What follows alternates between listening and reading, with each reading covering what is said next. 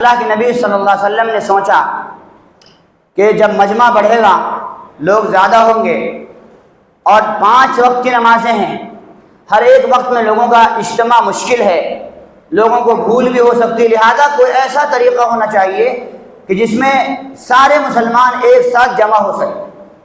اس کے لیے صحابہ کرام کا مشورہ ہوا کہ کیا کیا جائے۔ کسی صحابی نے کہا یا رسول اللہ، اس کے لیے ناقوس بجایا جائے۔ ناقوس یہ آواز لگانے کا ایک آلہ ہے جو گرجا گھروں میں کرسچن لوگ بجایا کرتے ہیں۔ اللہ کے نبی نے فرمایا کہ یہ عیسائیوں کی مشابہت ہے جو مجھے پسند نہیں ہے۔ کسی نے کہا کہ بگل بجایا جائے، جس کو یہاں شنکھ بولتے ہیں۔ اللہ کے نبی نے فرمایا کہ یہ بھی پسندیدہ نہیں ہے، یہ یہودیوں کے ہاں بجایا جاتا ہے۔ کسی صحابی نے کہا یا رسول اللہ، جب بھی نماز کا وقت ہو تو آگ لگائی جائے، آگ جب شعلہ بلند ہوگا تو لوگ دیکھ کر کے آئیں گے۔ فرمایا یہ بھی طریقہ ٹھیک نہیں ہے، یہ مجوسیوں کا طریقہ ہے۔ بہرحال مشورہ ہوا لیکن کوئی بات طے نہیں ہو پائی، مجلس ختم ہو گئی۔ حضرت عبداللہ بن زید بن عبد رب، یہ جو صحابی تھے، ان کے دماغ پر اس کا بہت اثر پڑا۔ یہ سوچتے سوچتے سو گئے۔ یہ حضرت عبداللہ بن زید یہ فرماتے ہیں کہ میں جب سویا ہوا تھا، رات میں خواب دیکھا کہ ایک فرشتہ ہے جو اپنے ہاتھ میں ناقوس لے کر کے جا رہا ہے، تو میں نے کہا یہ مجھے دے دو۔ تو اس فرشتے نے کہا کہ تم کیا کرو گے؟ کہا کہ میں اس کو بجا کر کے لوگوں کو نماز کے لیے بلاؤں گا۔ خواب میں یہ بات ہو رہی ہے۔ تو اس فرشتے نے کہا کہ میں تم کو اس سے ایک بہتر چیز بتا دیتا ہوں، تم یہ کرو اور اس کے لیے لوگوں کو نماز کے لیے بولا، اس کے ذریعے سے۔ تو کہا میرے ساتھ کہو، اور پھر انہوں نے اذان کے وہ کلمات جو آج 5 وقت اذان دی جاتی ہے وہ کہا۔ پہلا کہو اللہ اکبر اللہ اکبر، اس کو اللہ اکبر کو 4 مرتبہ دہرایا گیا۔ پھر اشہد ان لا الہ الا اللہ، پھر اشہد ان محمد رسول اللہ، حی علی الصلاۃ حی علی الفلاح، اللہ اکبر لا الہ الا اللہ، یہ اذان سکھا دی گئی۔ پھر فرمایا جب نماز کا وقت ہو جائے تو اقامت کہنے کے لیے بالکل ایسی کلمات کہو، لیکن اس کے ساتھ میں قد قامت الصلاۃ کے لفظ بڑھا لو۔ فرماتے ہیں یہ خواب دیکھا، آنکھ کھل گئی، اور صبح صادق کے وقت میں حضرت عبداللہ بن زید حضور کی خدمت میں دوڑے ہوئے پہنچے۔ کہ یا رسول اللہ، میں نے ایسا ایسا خواب دیکھا ہے۔ آپ نے خواب سننے کے بعد فرمایا ان هذه لرؤيا حق انشاءاللہ، کہ یہ خواب یقیناً اللہ کی جانب سے سچا خواب ہے۔ فرمایا عبداللہ بن زید جاؤ بلال کو اٹھا دو اور بلال کو یہ کلمات بتا دو اور اس سے کہو کہ وہ اذان دے، کیونکہ ان کی آواز تمہاری آواز سے زیادہ بلند ہے۔ تو حضرت عبداللہ بن زید بن عبد ربی جو ہے ان کو حضرت بلال کو بلائے، اور یہ نیچے سے آہستہ آہستہ یہ کلمات بولتے تھے۔ حضرت بلال زور سے وہ آواز لگاتے تھے۔ جب ان کی آواز بلند ہوئی تو حضرت عمر ابن خطاب رضی اللہ عنہ جو سوئے ہوئے تھے وہ بھی چادر کھینچتے ہوئے بھاگے حضور کی خدمت۔ کہا یا رسول اللہ، میں نے بھی یہ خواب ایسا ہی صحیح دیکھا ہے۔ تو حضور نے فرمایا وللہ الحمد، اللہ کے لیے تعریف ہے کہ یہ یقیناً اللہ کی جانب سے ہی ہے، یہ کوئی شیطانی خواب نہیں ہے۔ اور اسی دن سے اذان کی شروعات ہوئی، اور حضرت بلال رضی اللہ تعالیٰ عنہ اس دن سے پہلے اسلام کے پہلے مؤذن قرار پائے۔ اور ڈھول بجانے، ناقوس بجانے، بگل بجانے، آگ لگانے یا کسی بھی طرح کی سیٹی بجانے، آواز کرنا، یہ سب کھیل تماشا ہے۔ اور ہمارا دین کھیل تماشا نہیں ہے۔ ہمارے دین کے اندر قدم قدم پر یا تو اللہ کی بڑائی ہے یا حضرت محمد مصطفیٰ صلی اللہ علیہ وسلم کی مصطفیٰ ہے، یا تو اللہ کی تعریف یا حضور کی تعریف، یا تو عبادت ہے یا رسول اللہ صلی اللہ علیہ وسلم پر درود ہے۔ جتنے بھی خوشی کے موقع ہیں یا جتنے بھی غم کے موقع ہیں، ان تمام موقعوں پر اللہ نے اپنی تعریف سکھائی ہے یا پھر اپنی عبادت کا انداز سکھایا ہے۔ اب اگر یہ سب ہوتا تو ہمارا دین بھی کھیل کود بن جاتا۔ اللہ نے نماز کے لیے بلانے کے لیے بھی ایسا انداز اختیار فرمایا جس میں اللہ کی کبریائی ہے جو اللہ اکبر کے ذریعے سے معلوم ہوتا ہے، اور اشہد اللہ الہ الا اللہ میں اللہ تعالیٰ کی وحدانیت اور اس کے ایک ہونے کی گواہی ہے، اور اشہد ان محمد رسول اللہ میں رسول اللہ صلی اللہ علیہ وسلم کی رسالت پر ایمان ہے اور آپ کی رسالت و نبوت کا اقرار ہے۔ اور حی علی الصلاح، نماز چونکہ دین اسلام کا سب سے اہم اور بنیادی رکن ہے جو ہر مسلمان پر فرض ہے، لہذا پہلا رکن نماز کا تذکرہ کر دیا گیا۔ اور حی علی الفلاح، یہ کامیابی کی طرف، اور کامیابی دنیا کی نہیں بلکہ آخرت ہے، لہذا حی علی الفلاح میں گویا آخرت کو بھی جمع فرما دیا، اور پھر آخر میں اللہ کی کبریائی اور بڑائی کو بھی بیان کر دیا گیا۔ تو ایک چھوٹے سے کلمے میں، ایک چھوٹے سے اذان میں اللہ نے اپنی کبریائی اور اپنی بڑائی اور اپنی توحید اور اپنی عبادت اور حضور کی رسالت اور نماز اور آخرت سب کو جمع فرما دیا۔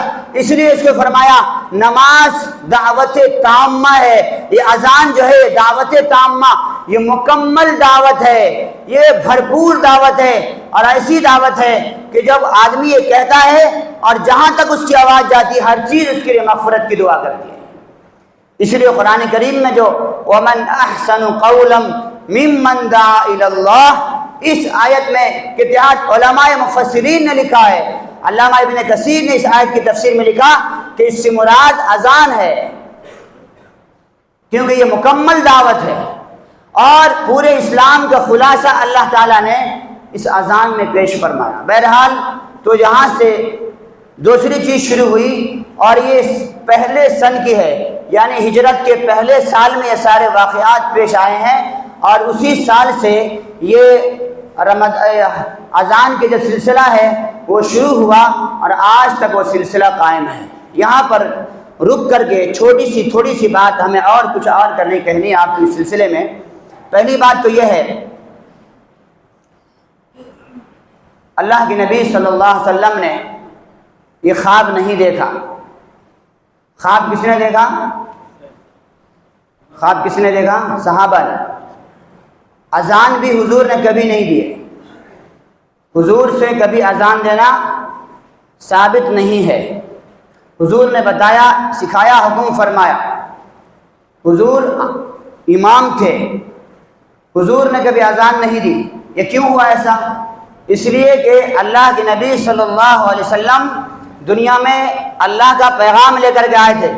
اس پیغام کو دنیا میں پہنچانے کا کام اور پوری دنیا میں توحید اور رسالت کا ڈنکا بجانے کا کام آپ کے غلاموں کا تھا، لہذا اللہ نے یہ کام کس کے ذریعے سے لیا؟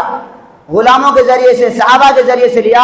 صحابہ نے یہ خواب دیکھا، اور پھر صحابہ جب صبح میں اٹھے ہیں تو حضرت بلال کے ذریعے سے پورے مدینے میں اللہ کی توحید کا، رسالت کا ایک ساتھ میں اعلان ہو رہا ہے، یہ بتانے کے لیے کہ امت کا کام ہے، یہ ہم سب کا کام ہے، ہم حضور کے غلام ہیں، اور حضور کے نام کو پہنچانا، اللہ کی توحید کو پہنچانا، یہ ہمارا اور آپ کا کام ہے، پہنچائیں گے انشاءاللہ تعالی۔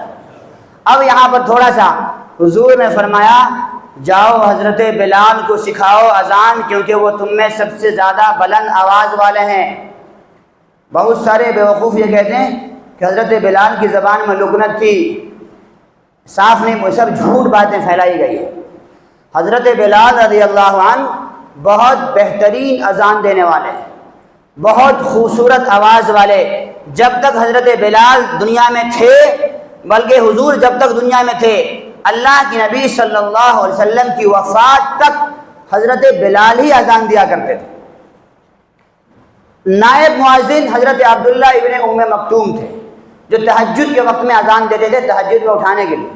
بہرحال وہ نائب مؤذن تھے، لیکن اصل مؤذن حضرت بلال رضی اللہ عنہ، اور حضرت بلال کا جو دماغ تھا نا وہ آٹومیٹک، یہ جو آپ سیٹنگ کیے ہوئے ہیں ٹائمنگ، اللہ نے حضرت بلال کو وہ صلاحیت دی تھی کہ وہ 5 وقت کی نمازوں کا اوقات کا پتہ لگا لیا کرتے تھے۔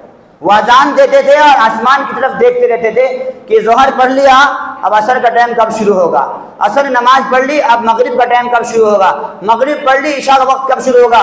چلو ساری نمازوں کو تو پتہ کر سکتے ہیں، فجر میں صبح صادق کا پتہ کیسے کرتے تھے؟ حضرت بلال ہی سب کو اٹھایا کرتے تھے اذان دے کر کے، یہاں تک کہ حضور کو بھی کبھی کبھی حضرت بلال ہی اٹھاتے تھے۔ کبھی نماز کا وقت بھی ہو جاتا اور حضور آرام فرما رہے ہیں، کبھی حضور سو گئے تو جا کر کے حضرت بلال اٹھا کے لاتے، یا رسول اللہ نماز کا وقت ہو گیا، جماعت کھڑی ہونے والی ہے، سورج نکلنے والی ہے۔ یہ حضرت بلال کو اللہ نے وہ صلاحیت عطا فرمائی تھی کہ آپ پوری نماز کا وقت کا پتہ لگا لیا کرتے تھے۔ اس کا مطلب کیا ہوا؟ ہمارے ہاں مؤذن ایسا ہونا چاہیے جس کو نماز کے اوقات کا پتہ ہونا چاہیے۔ اب وہ پورے ہندوستان میں مؤذنوں کی جو صورتحال ہے، اس نے اذان کا بیڑا غرق کر دیا۔ ایسی بدبودار آواز میں اذان دیتے ہیں کہ مردہ بھی پریشان ہو کر خبر میں تڑپنے لگتا ہو۔ یہ کیا طریقہ ہے؟ اذان یہ ہمارے دین کا شعار ہے اور ہماری مسجدوں کی پہچان ہے، اور یہ آئیڈینٹی کارڈ اور ایک آدھار کارڈ ہے کہ اسلام میں اتنی خوبصورت جب اذان ہے تو نماز کیسی ہوگی، پورا دین کیسا ہوگا۔ یہ لوگوں کو بتانے کے لیے ہماری اذان اتنی گھونڈی ہوتی ہے، آواز ایسی سڑی ہوتی ہے، لہجہ ایسا غلیظ ہوتا ہے کہ سننے والا تھوڑی دیر کے لیے اپنے کان پہ انگلی رکھ لیتا ہے۔ آپ کو بتاؤں، یہاں کی صورتحال نہیں، پورے ہندوستان کی بر صغیر کی یہی صورتحال ہے، جو بالکل چھٹا ہوا، کٹا ہوا، پٹا ہوا، بڈھا اور جو کسی کام کا نہیں ہے، ایسے لوگوں کو لا کر کے کم پیسے کا مؤذن بنا دیتے ہیں۔ ہمارے یہاں 1.5 سال سے الحمدللہ حافظ مؤذن کو رکھا جاتا ہے۔ اللہ تعالی ہمارے کمیٹی والے کو جزائے خیر دے، اور آپ سب کو بھی جزائے خیر عطا فرمائے کہ آپ سب نے اس کی فکر کی اور ایک حافظ مؤذن کا سلسلہ چل پڑا۔ انشاءاللہ یہی سلسلہ رہے گا، اور ہم چاہیں گے کہ ہر مسجد میں بہترین حافظ، بہترین اذان دینے والا مؤذن موجود ہو، جو بہترین اور خوبصورت لہجے میں اذان دے۔ اور میں گزارش کرتا ہوں، بہت سے لوگ آ کر کے مؤذن صاحب کے پاس کھڑے، مولانا مؤذن صاحب میں اذان دیتا ہوں۔ بھائی اذان دو، اگر اذان دینے آ رہی ہے تو دو، نہیں دینے آ رہا تو پہلے مؤذن صاحب کے پاس بیٹھ کر کے اذان سیکھو اور پھر اذان دو۔ یہ کیا صاحب شوق چڑھا اذان دینے کا، آ کر کے مائک کے پاس کھڑے ہو گئے، ہر نماز میں الگ الگ اذان۔ اب میں بتاؤں آپ کو، حی علی الصلاۃ کیا ہے؟ میرے ساتھ دوہرا، حی علی الصلاۃ، آؤ نماز کی طرف۔ اب ہمارا بیچارہ پڑھا لکھا مؤذن نہیں کہتا حی للصلاۃ، بولتا ہے، کیا بولتا ہے؟ حی للصلاۃ، آؤ نماز نہیں ہے اس کا معنی۔ حی علی الفلاح کے معنی ہے آؤ نماز کی طرف۔ حی للصلاۃ کا معنی ہے آؤ مسجد میں آؤ، نماز نہیں ہے۔ حی علی الفلاح کے معنی ہے آؤ کامیابی کی طرف، آخرت کی کامیابی کی طرف۔ یہ مؤذن کہتا ہے حی علی الفلاح، آؤ کامیابی نہیں ہے۔ کتنا معنی بگڑ گیا۔ اس لیے پلیز برائے مہربانی، اذان دینے کا شوق ہو سیکھیے بیٹھ کر۔ سب سے کہہ رہا ہوں، ہمارے آتے بہت سارے بوڑھے چاچا وغیرہ کھڑے ہو جاتے ہیں، مغرب کی اذان بیسٹ اذان ہونی چاہیے۔ لوگ بھاگ بھاگ کے ہر طرف سے آتے ہیں، اس وقت ایسی الٹی سیدھی اذان ہو جاتی ہے کہ کبھی کبھی نماز پڑھانے کا موڈ ہی ختم ہو جاتا ہے۔ اس لیے شوق بہت اچھی بات ہے اذان دینا۔ اذان دیں گے، جہاں تک آپ کی آواز جائے گی وہاں سے آپ کے لیے مغفرت کی دعا ہوگی، مگر سیکھ کر کے۔ اذان کو بگاڑنے کا حق نہیں ہے ہمارے پاس۔ اقامت کہہ رہے تھے ایک صاحب، دیکھو اقامت میں کیا، حی علی الصلاۃ، حی علی الفلاح، ہاں کی آواز آتی ہے اس میں۔ اب یہ کہتا ہے حی علی الصلاۃ، حی علی الصلاۃ، حی علی الفلاح کو اس کو بھی تا ملا دیتے ہیں، حی علی الفلاح، حی علی الفلاح۔ اب فلات کے معنی جنگل کے آتے ہیں. فلات کس کو بولتے ہیں؟ جنگل کو، چٹیل میدان کو، جس کے معنی ناکامی کے آتے ہیں. حی علی الفلاح معنی آؤ ناکامی کی طرف، جبکہ یہ کامیابی کا معنی تھا.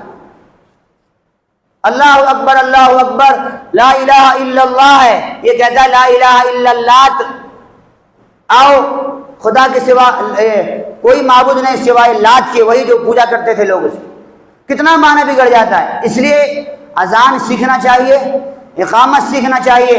تھوڑے پیسے 4 3 5 ہزار روپے زیادہ گیا تو گیا، اچھے خوبصورت آواز والے مؤذن کو اپنی مسجدوں میں رکھنے کی کوشش کریں، تو اس کی برکت سے انشاءاللہ نمازی بھی بڑھ جائیں گے اور مسجد کی شان بھی بڑھ جائے گی، اور ہمارے اذان کی خوبصورتی کی بنیاد پر بہت سارے وہ لوگ جو مسلمان نہیں ہیں ان کے دلوں میں اسلام کی محبت پیدا ہو جائے گی.